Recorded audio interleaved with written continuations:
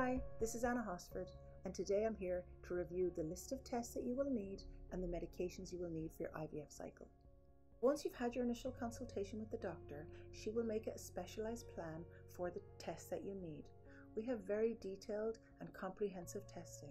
So we'll need ovarian hormone testing to check your egg reserve. We'll need a semen analysis to check the sperm parameters. We'll need some specialized immunological blood tests. We specialize in our immunology program in helping women who haven't been getting pregnant or have had recurrent miscarriage. So it's very important we do these tests for you. There's other general tests like infectious screening, general hormones, full blood count, blood group, etc. just to check your well-being and be sure that you're good and healthy coming into your IVF. Your partner will need some blood tests too.